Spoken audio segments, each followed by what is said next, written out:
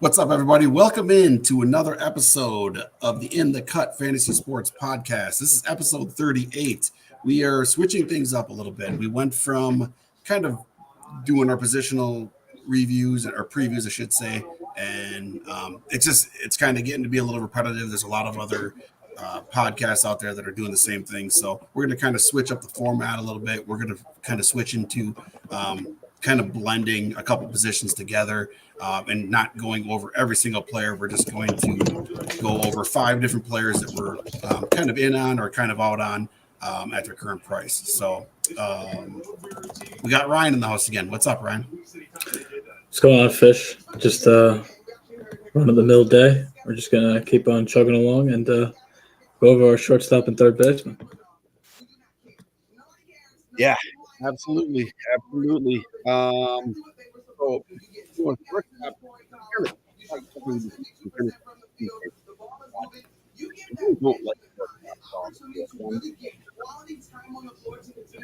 early, it's going to be kind of tough, but I'll get us started here.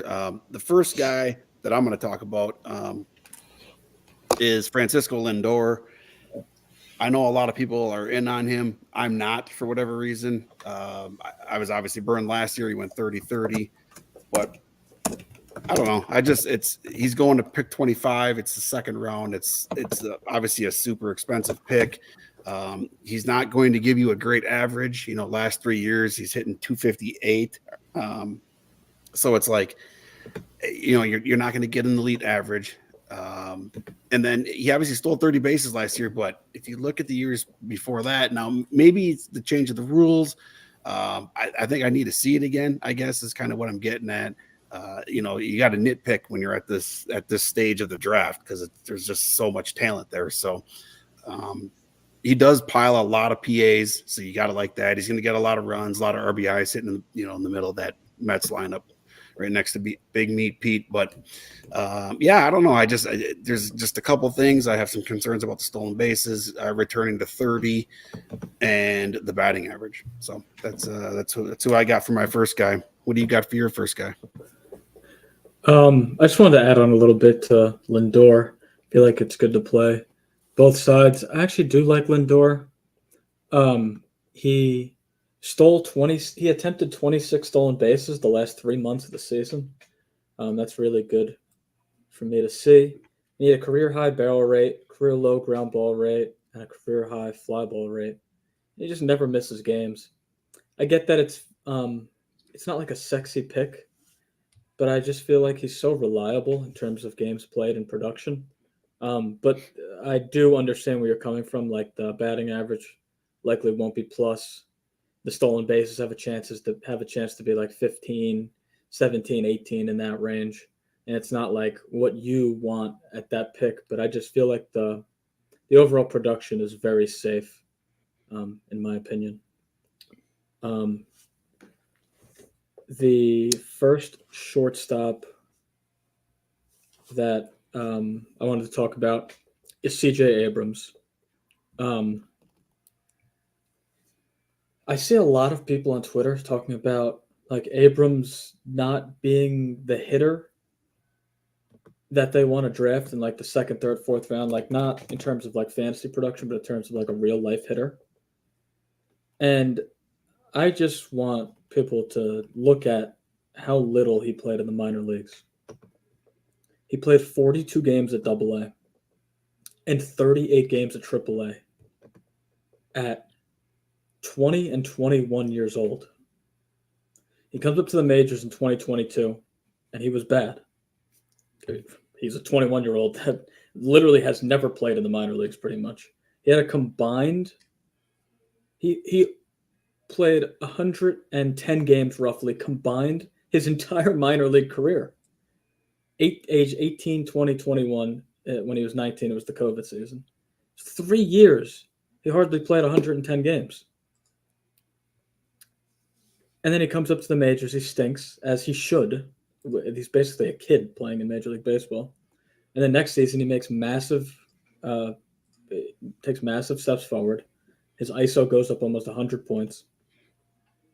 And he goes 18 and 47 and people are complaining that he's not the like because he's got a 90 WRC plus. It's like, dude, he's 22. He's just turned 23 years old.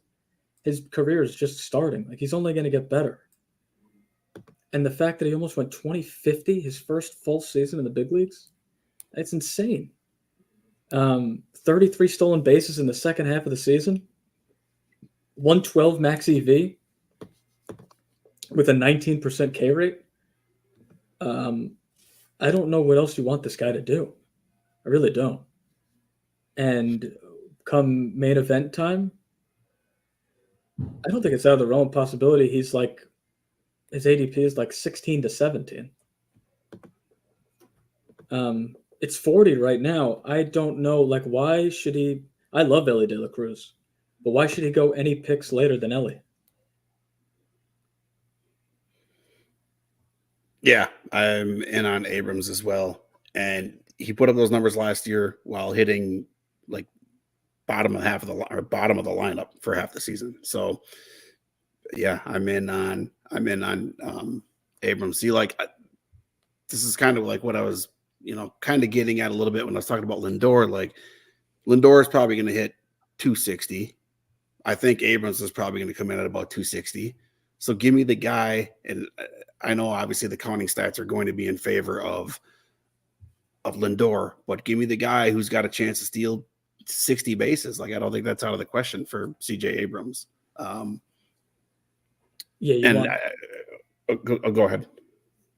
No, say you'd want the steals, the 50, 60 steals over the 20, 20, 25, 25 profile for sure.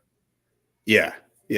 And, we kind of mentioned it before. I don't know if it was the last pod or the pod before that, but I don't really chase RBIs in the early stages of the draft. That I had so many targets in the middle stages. I like to get my stolen bases out of the way, get my aces out of the way. And CJ Abrams is somebody who obviously does that and does it at a high level. And you're getting him right now in the third rounds with usually an elite hitter in the first round. Now I got him in one draft at the end of the fourth round, which was just a little bit insane. Like that was the easiest pick I think I made all draft season. But yeah. So like you could go with one of those elite 5 category bats and take your pick in the second round. You could go with an ace, maybe go with another, maybe you start a 3 hitter lineup, maybe you take somebody like Pete Alonso and then get CJ Abrams. Like I don't know. It allows you to do so much. You can go any direction you want with that second round pick when you take a guy like CJ Abrams in the third. And it's funny to me that Steamer and these projection systems have him stealing less bases than he did last year. And I just don't get how you can regress a guy, and they're projecting him for the same amount of plate appearances as he had last year. It's not like they're projecting for like way less plate appearances.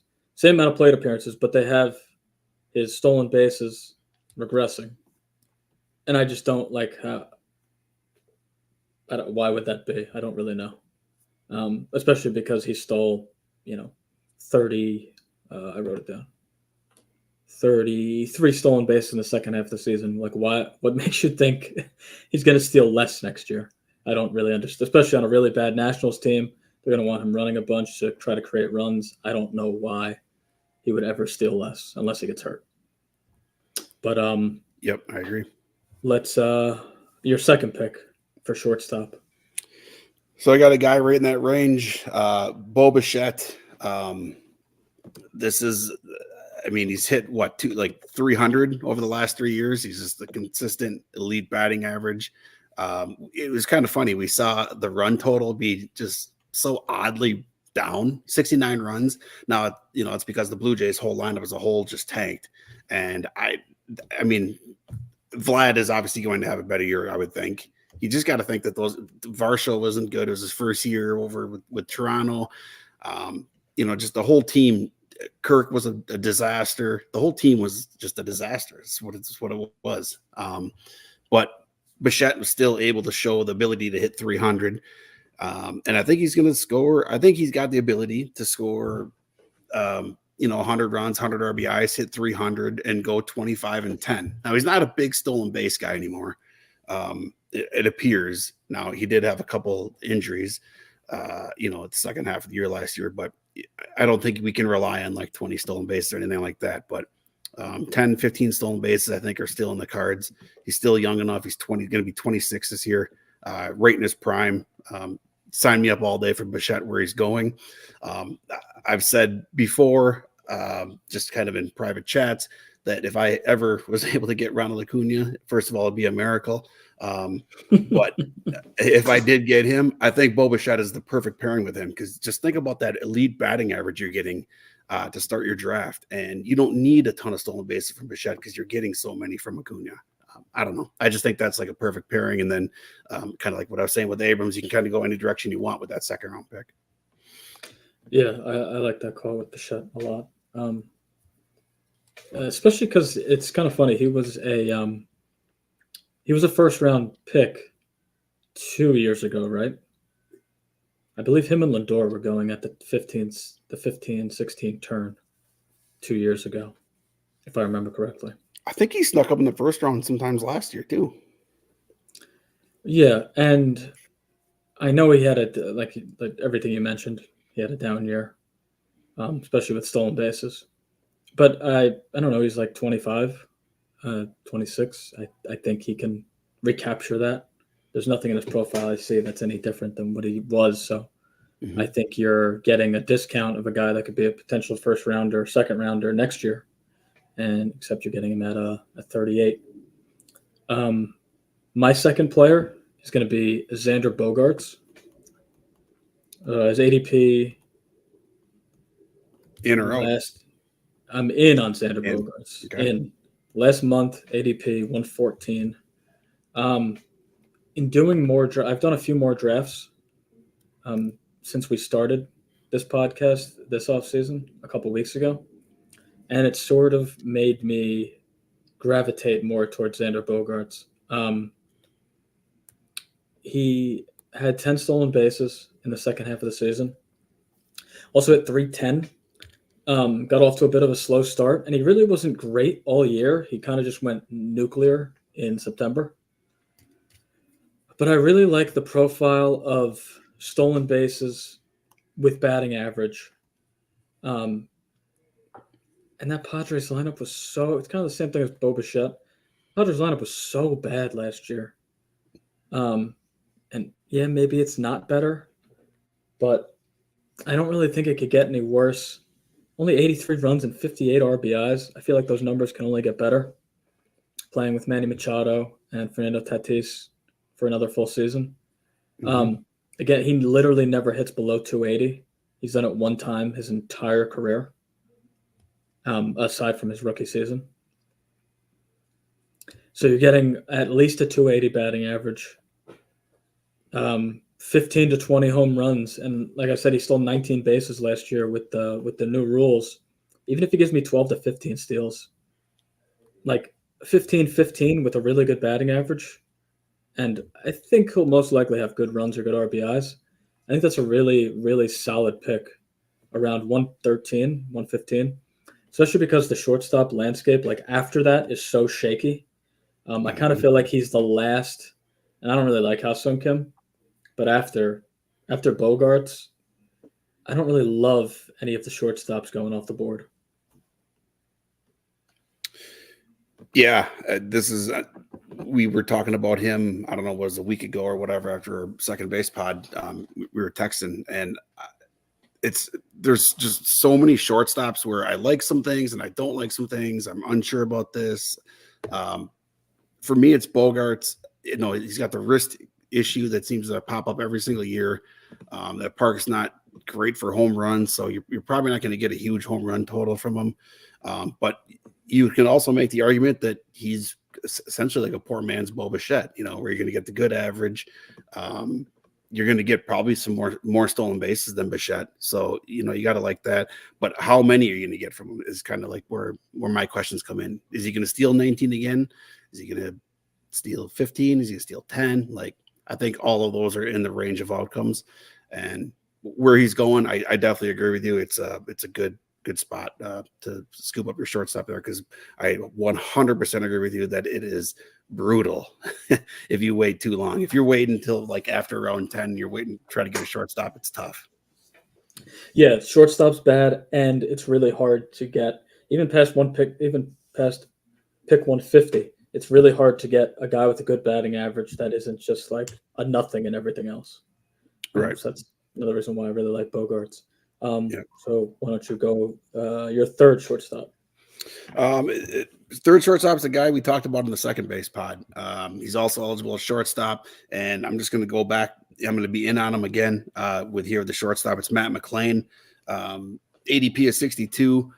We kind of broke down in our second base pod why we like him, but I'll just kind of summarize it. Power speed combo, the park, where he hits in the lineup.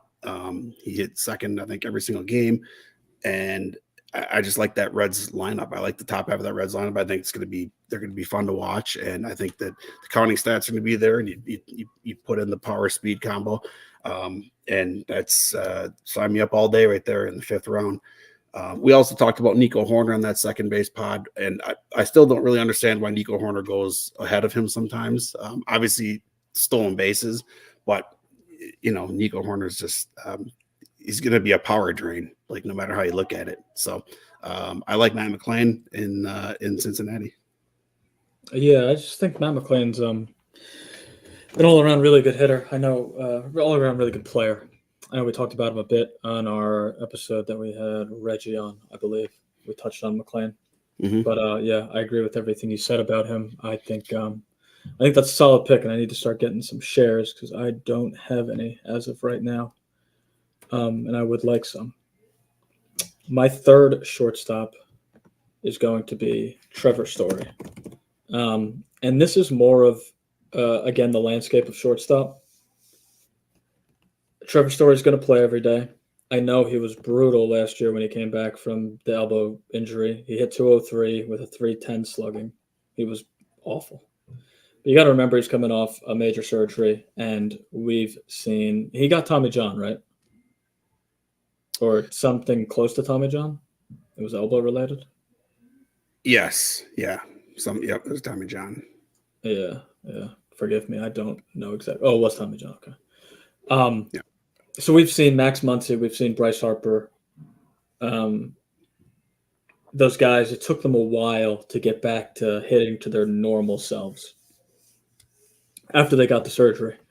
And, before Trevor Story got hurt in 2022, he had 16 homers and 13 steals in 94 games. If he gives me anything even close to that on a per game basis, around pick 175, I kind of think that's a pretty awesome pick. Yeah, the batting average might suck, but you're not drafting anyone after Story. Again, if you miss out on a shortstop, you're not drafting anyone after him that has better homer speed upside with a good batting average. There's really nothing here that's going to come close to Story in terms of upside.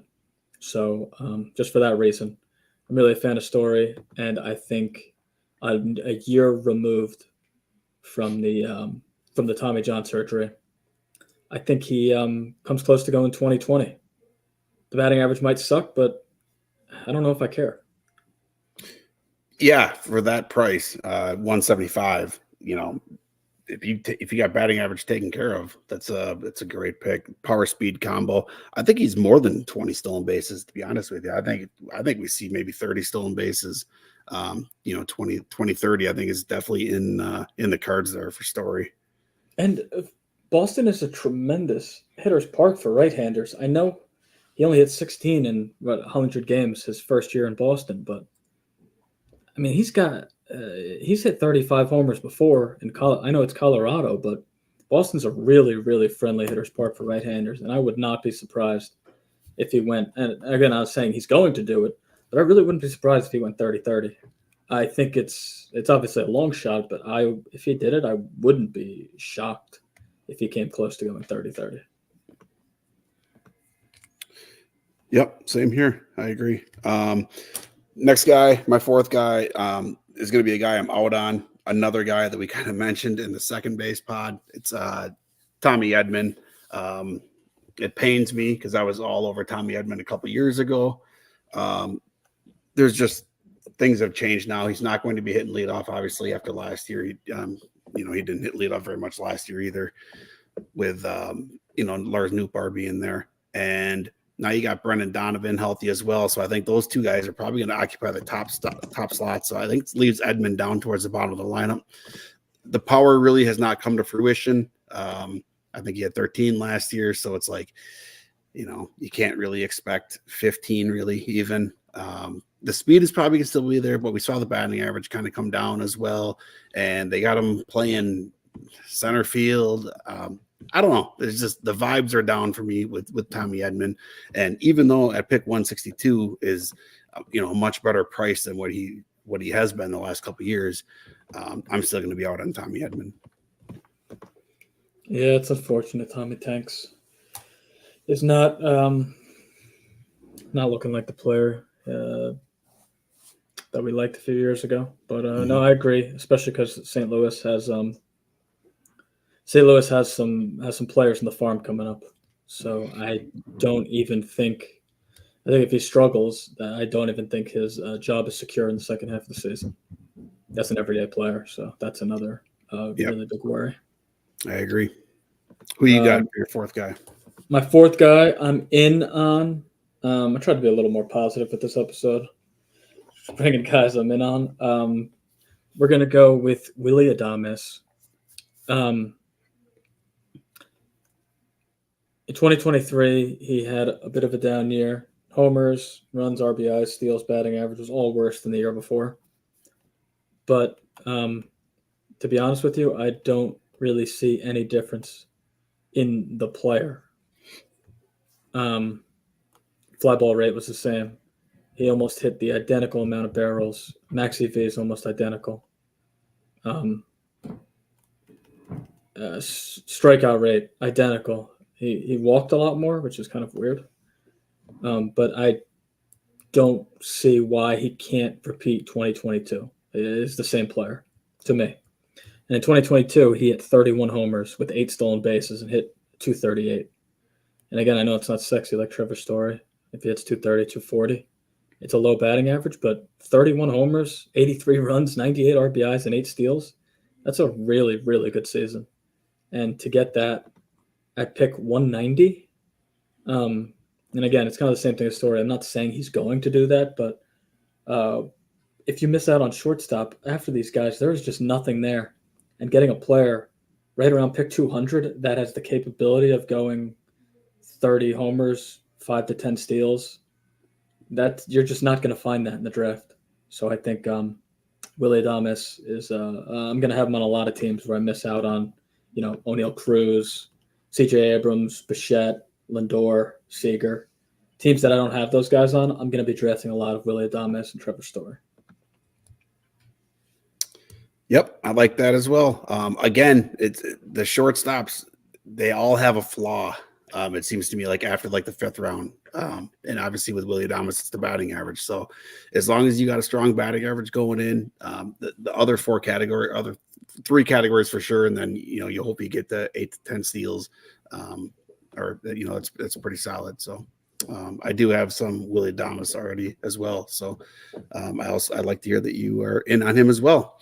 My last guy is going to be a guy that I'm in on, Ezequiel Tovar. I like the price, 196 ADP. I like the power speed combo. It's not going to be a ton. I don't think he's like a 30-30 guy, but I wouldn't be surprised if we see like a 15-20 season. Hits for a decent average. He hits in Colorado, so that's obviously a good thing. The counting stats are, I think they'll be okay, but he's young too, so I think there's still room for growth with him. He's still not to his peak yet. So I think if I really miss out on shortstop, or I'm looking for a middle infielder, and I'm okay with pulling the trigger on Tovar. Yeah, I like that call. Tovar is very young. He's younger than CJ Abrams. He just turned 22. Same thing as CJ Abrams too. He played 66 games at AA and 5 games at AAA. That's it. Straight to the majors. Like that's like, of course he's going to suck his rookie year. Yeah. Like he had a 287 on base percentage, 70 WRC plus. He didn't walk. He struck out a lot. Like of course he's a 21-year-old that has basically never played in the minor leagues, in the upper levels of the minor leagues. So yeah, it's no surprise that he was bad. But I do really like that call. His counting stats were very good.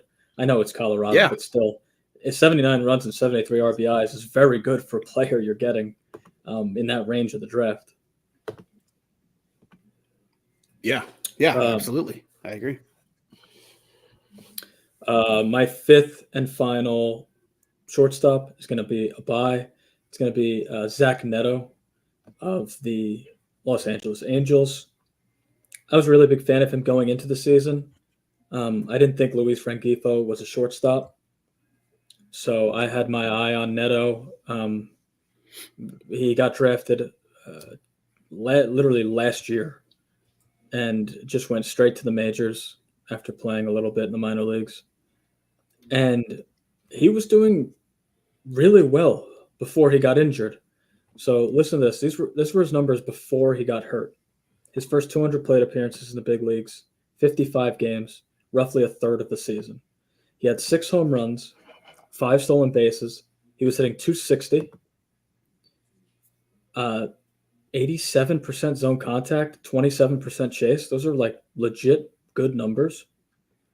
110 max EV, 40% hard hit rate, 90 mile an hour average EV. Like these are like good numbers for a rookie. That's only 22 years old. And then he gets hurt and misses a month. He comes back.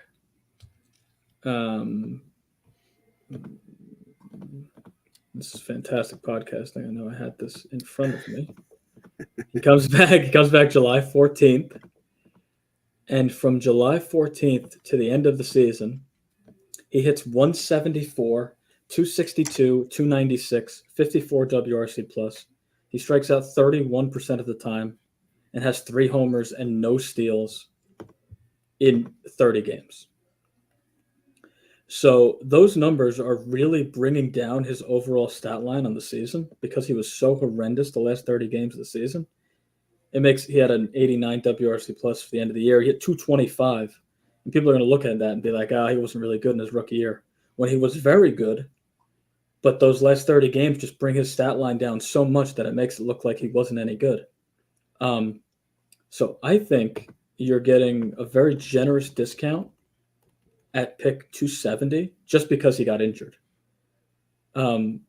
I think the fact that he's going below Vaughn Grissom and Luis Rengifo is kind of a joke. I think he's much better than those players. I think he should be going right around Tovar and Jeremy Pena. I like him more than Pena, but I would say Neto's going about 70 picks later than he should just because he got hurt at the end of last year. Yeah, I definitely like him more than Pena as well. I agree with you there. Also, he had a 272 BABIP last year. So, you got to expect that to come up a little bit. So, I like that call on Neto. I guess before we switch over to third base and our 5 guys there, what are your general thoughts on shortstop?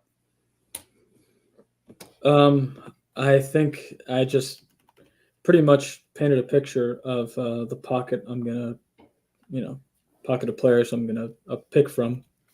I love the top 8 guys, even like Matt McLain and O'Neill Cruz. And then after Bogarts, it's kind of just like I'm picking my spots. So it's basically like I either get a shortstop in the first 100 picks or I wait 100 picks for Adames, Tovar, Neto, Story, someone like that. But you really need – I even found myself I just did an NFBC 50 just to I like to keep drafting all off season and not really take too much time off. And I hadn't done a draft in a couple of weeks, so I wanted to just jump in, get more familiar with the player pool, everything. And I found myself wanting to take Neto as my third shortstop, just so I don't need to take another one. like Neto, J.P. Crawford. Maybe grab like one of these guys that play everywhere, like a Zeke Duran, or it's really not another good. It's really not a good example, but I kind of want Neto as like my third shortstop, so I don't have to touch the position again. Because after pick 300, it's brutal. It's really really bad. Yeah, I hear you there. It's funny we didn't even mention Bobby Witt at all. Are you in on Bobby Witt at pick 2? Yeah, Third base. yeah, absolutely. Yeah, He's a yeah. he's a freaking stud. I was I was always between him and J-Rod for that in that 2-3 slot, and I really like J-Rod as well. So I mean, it's close for me, but just after doing a lot of drafts, I have taken a lot of J-Rod at pick 2. That is a pick that I have gotten quite a bit as pick 2. I think I have had it maybe 4 or 5 times, and I got, I think, 3 J-Rod and probably 2 Witt. Yeah, I think I'm Witt after kind of doing a lot of drafts, seeing all the shortstop pool. I don't like the shortstop pool very much. So I think I'm definitely have Witt as my number 2 off the board now. All right, third base. Why don't you get us going with third base? Let you start it off here. Yeah, I mean, we're both in on this player, and it's Manny Machado. I just think you're getting a discount just because he got elbow surgery in the offseason, and he might not be ready to play defense on opening day. I'm not really worried. This guy hits 30 home runs literally every season. Yeah, he hit 258 last year, but I really don't expect him to hit in the 250s again. Same thing as who was I talking about before? Willy Adames, where his numbers were a little worse across the board, but I really don't see any difference in the kind of player. Hard hit rate was almost identical to the year before. Barrel rate identical. Max EV, average EV, all the batted ball data is almost the same. He struck out less. Going through his contact metrics, they're the same. I really don't see why he would go from. He was a first round pick last year, right? Or like second round pick. He was going very early.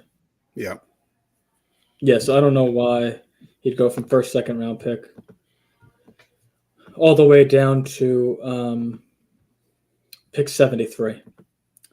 So I think, again, you're getting a very good discount on a guy just because he is dealing with some kind of injury that I don't think impacts his season next year. Yeah, I had him as the second guy on my list just because I got another guy earlier in ADP, but I'll just kind of touch on Machado as well. It's the price and it's the track record. It's pretty plain and simple for me with Machado. It's funny. Everybody's been saying that Machado's going so late. He's going so late, but he just continues to go late. Usually when you get all these people talking about how he's going so late, he moves up. Yep. I just really haven't seen it that much. Maybe in a draft here and there he has, but I mean, you look at it right now, pick 73 on average since Christmas. So, it's it's a value that I think that people should be trying to take advantage of right now. And this is another prime example of why drafting early is beneficial in some ways. And when spring training comes, if he's out there in spring training and hits a rocket somewhere, it's like, there we go. Okay, now he's going all the way up because everybody's like, oh, he is healthy. Okay, so it's it's just for me, again, it's just the price and the track record there. And he fixed his issue, right? So he finally had his surgery. So he should be, even if he does get a little delayed start to the season, he should be back, really quickly from everything we're hearing. So, who you got for your second guy? For my second guy, well, no, you have someone higher in ADP, so why don't you go over that, and then I'll do my second guy. Yeah, I have Austin Riley that I'm in on. This is it kind of goes against my general philosophy where I don't like to chase RBIs early, but 97 RBIs last year, 93 the year before, 107 the year before that. So you're getting a consistent 90 plus year in and year out. The thing that I really, really like a lot about him is the batting average. When he first came up, it looked like he was going to be a huge, huge batting average sink. But you look at the last 3 years, he's hitting 286. So, sign me up all day. And then obviously you're getting the massive power, 37 last year, 38 the year before, 33 before that. And then 90 plus runs all 3 years, including 117 last year. So this is the area of the draft. This is another reason I do not like drafting at the back end. Even with drafting at the back end, I still like to take this guy because I just think having a good batting average with a massive power hitter is pretty rare. And I know we see a lot of people take Matt Olson, and his average was good last year. I don't expect the average to repeat with Matt Olson like I do with like I do with Austin Riley. So give me Austin Riley all day at that ADP as a obviously a massive 4 category bet. Let me ask you, if you have pick 15, would you think about pairing Austin Riley with Elly De La Cruz? It's definitely it would be in consideration. Grabbing third base, shortstop. You get a ton of power and batting average with Riley, and you get the boatload of steals with Elly that you're not getting with Riley. I was thinking about that pairing because you get third base and shortstop out of the way, and you're getting a whole lot of numbers there. Yeah, it's definitely, if I'm going to take Elly, it's definitely a player that I would be considering to pair with Elly. I think I only have one Elly share right now, but it was with Yordan Alvarez. So it's kind of the same situation as Riley. You're getting a massive 4 category bat that doesn't run. It's kind of the same situation with Riley. So if I wanted Elly at the 1-2 turn right there, Riley would definitely be in consideration. Now, if this is a main event league, like we're close to March, this is like or close to the regular season, it's a big money draft, I'm probably going to move up a pitcher. So DC, yeah, I would definitely have that pairing. I like that. We got some comments in the Twitter chat and the YouTube chat. Watchlist Mafia asked thoughts on Lindor. You're going to have to go once the episode comes out. You're going to have to go. We talked about him, I don't know, probably 5 minutes into the pod. So you're going to have to go back and listen to what we say about Lindor. Yeah. And then I got it up here on the if everybody's watching on YouTube, I got it up here. I have question marks on the 30-30. Obviously did it last year. I got burned. I'm prepared to get burned again. But I was always have kind of viewed Lindor as a 25-15 kind of guy with like a 260 average. So he was one of my fades in the shortstop part of the pod. But obviously he just did 30-30, so he could easily happen again. And Joe McHugh, Fish, I don't even know what this means.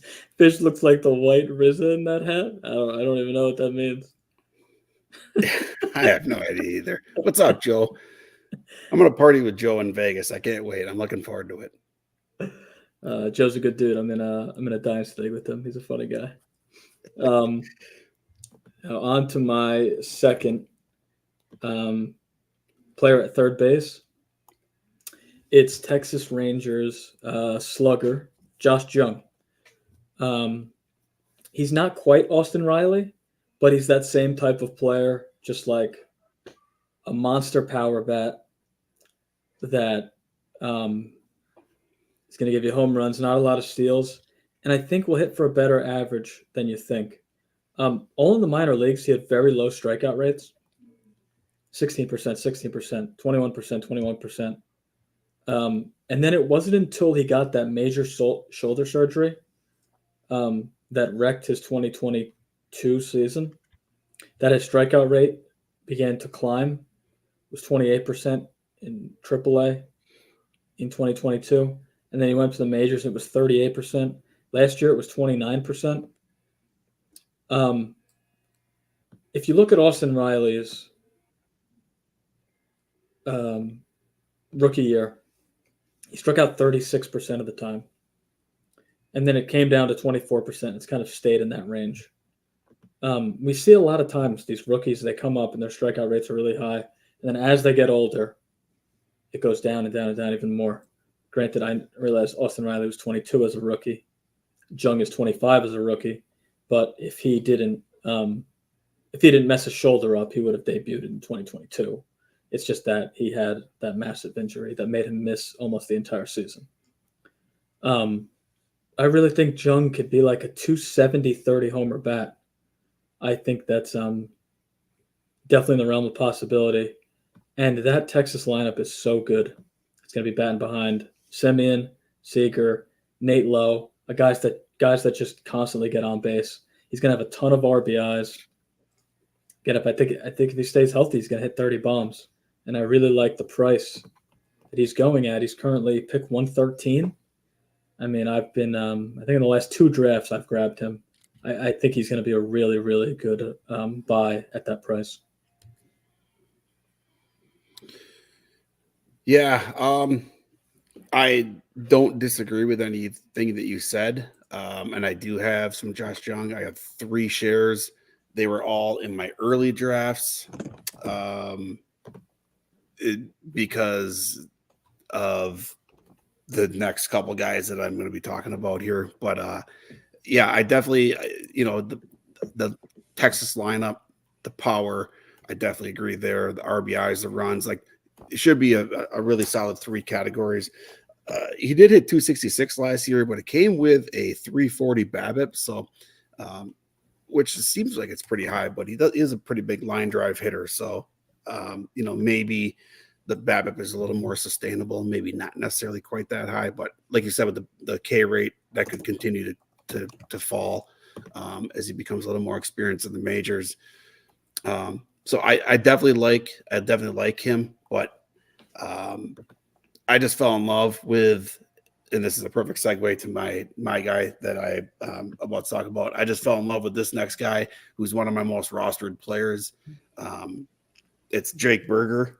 I think if you look at what Jake Burger did, and you look at kind of what guys like Nolan Arenado, Josh Jung, Alex Bregman, I don't dislike any of those other guys, but I mean, Jake Burger's going to pick 161, and everything about him was just fantastic. He hits the ball insanely hard.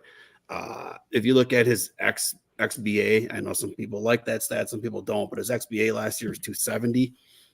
And the power, the fact that he's going to be an everyday player and he knows it, he can kind of relax this offseason and just focus on, doesn't have to worry about playing time or anything like that. I don't know. I just think that we're primed for like a late career breakout, essentially, for somebody like Jake Burger. He's going to be 20. I think he's 27. He's going to be 28 for the season. So April 10th is his birthday. So he's going to be 28. So I think we're set up perfectly for a late, career breakout here for Jake Burger. Yes. Sorry, I was muted. I was typing. I didn't want to interrupt you, but yes, I agree. I had Jake Burger on every single Fab team last year. Came up raked. He struggled a bit in the middle of the year, but then he ended the season playing great. And yeah, like you said, I think 35 homers is not out of the realm of possibility whatsoever. I like that call, Jake Burger. My third guy, I believe this is my third guy. Yeah, my third baseman is going to be Noelvi Marte, who I am in on. I think it's a very reasonable price, and I hate throwing out the term sleeper because it's so overused in fantasy circles, but I do think he's one of my favorite sleepers so far in the offseason. He's going around pick 170. and he just does everything well. In the minor leagues, he had walk rates above 10% at basically every single level. His strikeout rates were low at every single level. He came to the major leagues, and we get to see the skills. He had a 46% hard hit rate, which is well above league average. It's great to see. His max EV was 115, which is elite. And then you sort of look at how many ground balls he hit, and it's kind of the reason why in that ballpark he only hit 3 home runs in 35 games. If we see any type of, and again, he's a rookie. It feels like we talk about these. It's just insane how much talent there is in Major League Baseball now with all these young kids. He's 21 years old. I think we see him, and again, it might not happen next year, might not happen the year after, but I think given his price, a guy with a 115 max EV, good strikeout rate in that ballpark, that lineup, and he steals bases. This is it's a 5 category player. And again, the full breakout might not happen next year. You can't really predict those things, but I think again, given the price, this is going to be one of my heavier targets once we get closer to the season, play the more high stakes leagues. I'm going to be all in on Noelvi Marte. Can he play second base at all, or is he strictly third? He is strictly third and short. He does Okay. not play second base. He played 1 inning of second base his entire career. Okay. Minors and majors. My only concern is unless they trade India, somebody's going to get, kind of screwed out of some playing time here. They already came out and said Candelario is going to play pretty much every day, all over the place, but still in the lineup every day. You have Ellie, McLean. So, you got Steer. There's just so many bodies there. The one thing I definitely like about him is he's going to be one of the only third basemen, Ellie as well, J-Ram, maybe Brian Hayes, that's going to steal you a bunch of bases from third base as well. And just like McLean, with what you said, the park, the lineup, like everything is set up for just a big offensive year for the Reds. And they're going to be exciting to watch. They got guys that can run. They got guys that can, hit. They have tons of power speed combos on that team. So yeah, I can get behind Marte. I think I got a couple shares already. He was a little bit pricier early on. I think he might have dropped a little bit, just kind of with the Candelario signing. But seeing like 10th round, 9th round shares. What is his ADP right now? His ADP is 172. 172. Yeah. Okay. So he's got a wide range, 130 min, 210 max. So, if you're in the right league, you can get a really good price on him right now. So I like that call. Yeah. And I could be wrong. I don't think Jonathan India is any good. Roster Resource has him starting at DH and Gretchen Encarnacion Strand on the bench. I can't even tell you how ridiculous that is. Strand is so much better of a hitter. There's just no way India's DHing over him. It's not happening. I totally agree.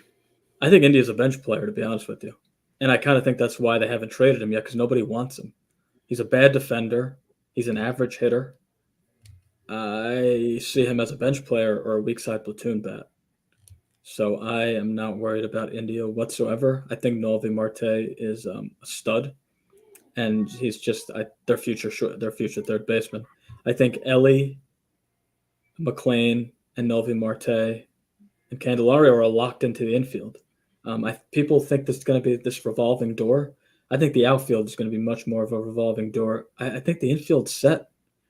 I don't know why those guys would move off the position. Maybe some days Heimer plays second or third, and Noelvi DHs. CES plays first. Maybe that is a revolving door. But I think it's the same guys playing. They're just playing different positions. I don't see India taking playing time away from anyone in that infield. It's just not good.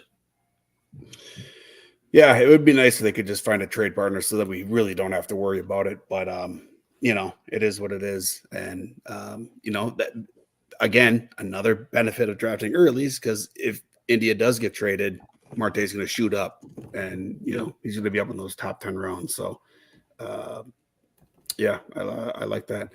My fourth guy is going to be a guy that might be my most rostered player. I love third base. If you haven't been able to tell yet, all 5 of my players I have here are buys. I don't really have a fade. There's guys obviously I probably wouldn't take at ADP, but I don't really hate the picks. But this guy I have 11 shares of. It's kind of a little bit ridiculous. That's getting a little bit out of control, but I can't take him enough. I mean, he's going to pick 180. It's Max Muncy. The power, the RBIs, the runs. This is kind of where I was getting at, where my early picks are always generally stolen base guys. I want to build my batting average because then you can take guys like Max Muncy and get a massive 3 category bat at pick 180 and not be overly concerned about the batting average. Obviously, the batting average is not good, but if you draft your team so that the batting average won't kill you, like you're not already behind in batting average and then taking him, then you're fine. It's okay to have 1 or 2 guys that are like this. Max Muncy's, I think he might come up every single at bat and there's going to be guys on base this year. I mean, it's so insane, that top half of that lineup for the Dodgers. So obviously that's a joke. He's not going to come up every single time with a runner in scoring position. But anyways, you get what I'm saying. I'm all in on Max Muncy. Yeah, I like that call. We talked about Muncy on the when did we talk about Muncy? He's not a second baseman, is he? No. Was it first base? Oh, I guess, did we just talk about buys and fades? Oh, buys and fades, yeah. Yep. Yeah, the episode with Reggie, I talked about Max Muncy. All in, totally agree with you. I couldn't draft enough Max Muncy. That's great call. My fourth third baseman is going to be a rookie, another really young player, Junior Caminero. I kind of slacked on my prospect deep dives last year because I was so focused on trying to win the OC overall, trying to win my first main. I kind of just wasn't thinking about Dynasty. I was just all in on redraft last year. So guys that are no prospects and other stuff are going to like listen to this and be like, yeah, duh. But this Junior Caminero kid he's unbelievable. Last year, as a 19-year-old in high A and double A, he hit 31 homers in 117 games. And in double A, he had a 17% strikeout rate. 31 homers and a 17% strikeout rate in double A at 19. And then he comes up to the big leagues. He has a 112 max EV. I know I say this all the time, but he hits the shit out of the ball. If you just watch him, he's got like this fucking wild swing. He's just swinging as hard as he can every fucking time he swings. I love it. You go look at his home run to fly ball rates in the minor leagues. They're absurd. 25%, 34%, 23%. And everyone's worried like, oh, the Rays are so, this team is so there's so many players, it's so clustered, but they brought him up in September to give their offense a boost. And you don't do that with just like any kind of player. I think they really believe that he's going to make an impact on the team next season.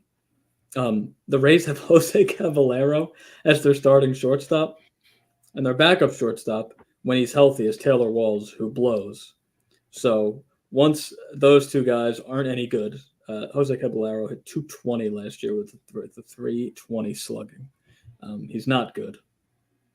So once Caminero, I don't think he's going to start the year in the major leagues. I think he gets like 1 to 5 weeks, let's say, of seasoning in AAA. And then once Caballero is not any good or someone goes in the IL on the Rays, they're going to call him right up. And I think he's going to be like an immediate impact. I'm not saying that this is going to happen next year, but the type of player I expect him to be is Corey Seager. Like 300 average, 30 homers. I don't expect many steals. He's not really a stolen base kind of guy, but that's what I expect him to be. Like when he's 23, 24, 25 years old, I expect him to be Corey Seager. And I haven't really been taking prospects with the first 250 picks in my drafts. Like in years past, we've had to take Corbin Carroll was what, a 4th round pick last year? Yep. Gunnar Henderson was a 5th round pick. Bobby Witt the year before was a 4th round pick. So this Caminero kid, you're taking him around pick 220. And it's kind of the same thing as Nolan Marte has a wide range. He's gone all the way to 250 as early as 180. I don't have my the 50 I just did. I don't know where I got him recently. But I just think he's a freak. He's an absolute freak, and you don't have to pay a price for it. I don't really care. Oh, that's Jaime Candelario. That's not even fucking Junior Caminero. I'm not even looking at where is he going? Oh, 228. I'm sorry, it's right below. 228. Yeah. 228, not 217. So yeah, he's gone as low as 315. You could have gotten him in the 300s. Yeah, again, I've said everything I want to say, but he's going to be a very, very good baseball player. And I would love it if he doesn't make the team, honestly, because that means his price will go down, or he'll get dropped in a fab league, and I will scoop him up and I'll hold him until he comes up. Yeah, and he should gain shortstop eligibility, you would think, too, right? If he comes up, he's probably going to play short. So that's even more of a reason to take him, especially in draft champions leagues where you're drafting for your whole season. So, yeah, I can get behind that. And additionally, Brandon Lowe is coming off even though I like Brandon Lowe, he's coming off a broken kneecap. If he gets hurt again, and he is very injury prone, Caminero would just come in and play second base. So there's just so many opportunities for me. I think so many opportunities for him to just come in and play. Yeah, I agree. My last guy is kind of seems to be the theme of the night. Another Cincinnati Red. The park, the lineup. I just think that this team is, again, just set up for such a big season. Offensively hitting in that park. It's Candelario. Again, they just came out and said he's going to play every day, regardless where it is. And the other thing that's nice is he might gain eligibility somewhere else while bouncing all over the infield. So, that's obviously a bonus. But, he's going off the board at 217. I just want a piece of that lineup at that pick. I just want a piece of good lineups at that pick that are going to play every day. And I think he fits that bill. And, I had him last year, 30th last round pick, 30th round, my main event. I was like, all right, I'll take Candelario. He's going to play every day. And then he was awesome with Washington before, getting traded over the Cubs. But I don't think he's going to have like a massive year, but I just think, the everyday production in that lineup could lead to, a decent average, 20-ish home runs, 20 to 25 home runs and good counting stats. So I like that pick at 217 where he's going. Yeah, I think any part of that lineup, like you mentioned, is going to be – they're going to score a lot of runs next year. A lot of runs. So it's definitely going to be a very exciting offense to be a part of. My last player, it's another buy. It's going to be Matt Chapman. He's going around pick 266. And same thing as Muncy. Yeah, the batting average is probably going to be shit. He's hit 240, 230, 210, 230 the last 4 years. But the previous 2 seasons, he hit 27 home runs, 27 and 27. And his barrels went way up. Yes. Like way higher than the year before. And again, he could regress and do the same thing he did the previous 2 years, but still that resulted in 27 home runs. So I expect him to hit 25 home runs next year, 25, 25 to 30, whatever. Yep. I don't know why you'd think anything else. And I've seen a lot of people try to like kind of find a reason as to why he didn't hit home runs per barrel. But if you kind of look at his 2023 hit spray chart on Baseball Savant, I really like this feature. Just kind of shows you the to the top right corner. When you go to a player's page, it just shows you what kind of hitter they are. Mm-hmm. It has single, double, home run, and it shows where they are. And he hit a lot of home runs and doubles to right field. But even in doing so, he hit so many. And again, you just see his doubles, those purple dots. Look how many of them went so far.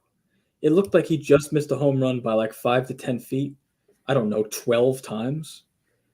And to me, that's just like unlucky. Like, yeah, Yep. he might not be great at getting backspin on the ball or whatever, and it might not be traveling as far for that reason, but it just looks like so many of the doubles he had were just missing home runs. And that's the kind of thing that's just going to even out over the course of, more games. So I think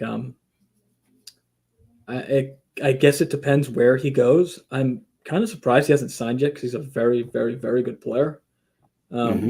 Real life wise, he's a 4-win player the last 3 seasons.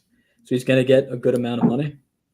I don't really think it matters where he goes, but I would be interested to see what team picks him up. And again, I expect 230 average and 25 to 30 homers. And if he hits as many barrels as he did last year, he could hit even more home runs. Yeah, I completely agree. I want my Brewers to sign him, but they decided Christian Arroyo is going to be a better fit, apparently. So that would actually be a really, really good signing for them. That's exactly what they need. Yeah, I mean they just signed Rhys Hoskins, which is beautiful because they needed a first baseman, and now they should go get a third baseman. And I'm trying to think of the last elite third baseman the Brewers have had. It's probably Jeff Cirillo, like 2 decades ago. Who I was a big fan of. Oh yeah, he was great. But I mean, it's been not a good position for the Brewers, I feel like, for a while. So who was the third baseman last year? Brian Anderson? Yeah, Brian Anderson. Then they finished with what's his name? Came over from the Yankees, Josh Donaldson. Yeah, he was awful. My God. So he had some big hits for the Brewers, but it's like, come on, let's just get somebody over there that can stick there for a couple of years. It's good defensively. You can hit the ball out of the yard. Well, here we go. Matt Chapman. Let's go. But yeah, I don't know what the Brewers are doing. So, well, I hope for your sake they signed Chapman, but it's going to be interesting how much money he gets and where he goes. Did you say your 5th yet? Did I go first? Yeah, no, that my 5th was Candelario. So, okay. My 5 are in. They're all buys for me. I love this position. This is my favorite position. There's so many targets, so many picks where I'm like, yes, I like that pick. I like that pick. I can kind of just play the waiting game a lot of the time because if I miss out on, Burger, I can still get Muncy. So it's, I don't know. I have 9 shares of Burger, 11 shares of Muncy. I actually have 5 shares of Austin Riley, which kind of high for, that early of a pick, a little higher than I would like. But yeah, there's a lot to like about this position. Yeah, I totally agree.